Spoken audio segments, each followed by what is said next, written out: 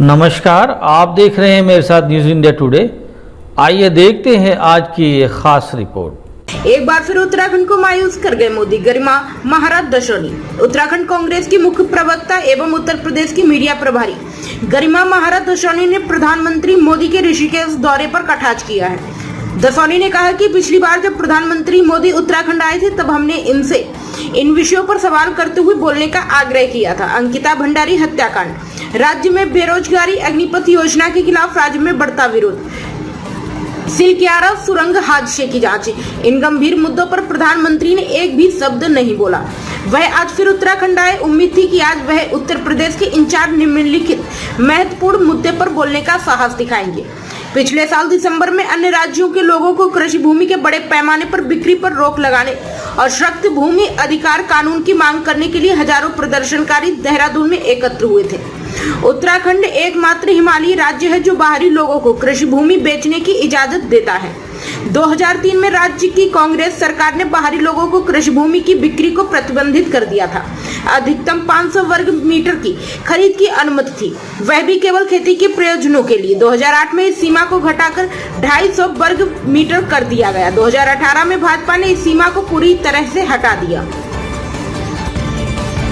आज प्रधानमंत्री मोदी एक बार पुनः उत्तराखंड दौरे पर आए। यहाँ ऋषिकेश में एक अपार जनसमूह को उन्होंने संबोधित किया, लेकिन एक बार फिर वो अंकिता भंडारी और अग्निवीर के विषय में बोलना शायद भूल गए।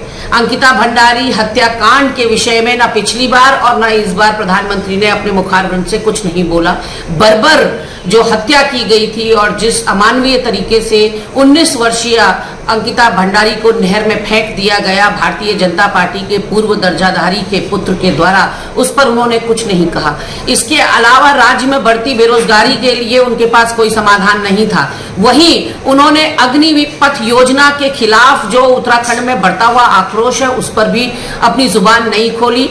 वही सिलक्यारा टनल हादसा जिसमें 17 दिनों तक 41 मजदूर जिंदगी और मौत के बीच में झूलते रहे, उस कंपनी पर आज तक कोई कार्रवाई क्यों नहीं हुई, इस पर भी प्रधानमंत्री ने कोई बात नहीं रखी। इसके अलावा प्रधानमंत्री जी ने जो कांग्रेस के सवाल पिछली बार थे उसका जवाब नहीं दिया। लोकायुक्त का गठन यहाँ उत्तराखंड में कब होगा, गैरसैंण को राजधानी कब बनाया जाएगा, इसके इधर जो भूमि पर रोक लगी हुई थी, खरीद पर रोक लगी हुई थी और उनकी 2018 की सरकार ने वो सीमा हटा दी और भूमि को पूरे उत्तराखंड के लिए खोल दिया खुर्द-बुर्द किए जाने के लिए, उस पर कोई जवाब नहीं।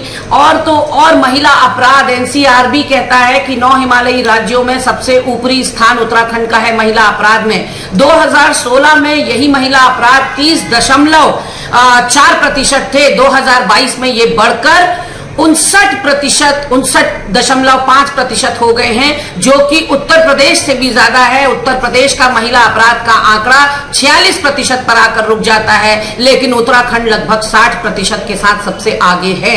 ऐसे में प्रधानमंत्री मोदी ने यह भी जवाब नहीं दिया कि जो उनकी नमामि गंगे योजना थी जिसमें करोड़ों अरबों पैसा अभी तक बहा दिया गया है, उसका हश्र क्या हुआ और क्यों इस फर्जी योजना के लिए इतना करोड़ों का धन जनता की गाड़ी कमाई से लुटाया जा रहा है। ऐसे ही बढ़ती घोटालों पर मुंह नहीं खोला, केदारनाथ के सोना चोरी पर मुंह नहीं खोला। जो भी उत्तराखंड के मौजू और ज्वलंत सवाल थे उन पर प्रधानमंत्री कुछ नहीं बोले और यहाँ हुड़का बजाकर चले गए। दाना सयाना बोलने से प्रधानमंत्री जी उत्तराखंड का भला नहीं होने वाला, हुड़का बजाने से उत्तराखंड का भला नहीं होने वाला। यहाँ कई गांव तो अब ऐसे हैं उत्तराखंड के जहां 10-10 साल से किसी की सेना में भर्ती नहीं हुई, उन लोगों का क्या होगा। इस अग्निवीर योजना से जो हमारे युवा आत्महत्या के लिए प्रेरित हो रहे हैं और नशे की गिरफ्त में डूबते जा रहे हैं, उसका क्या होगा, उस पर आपने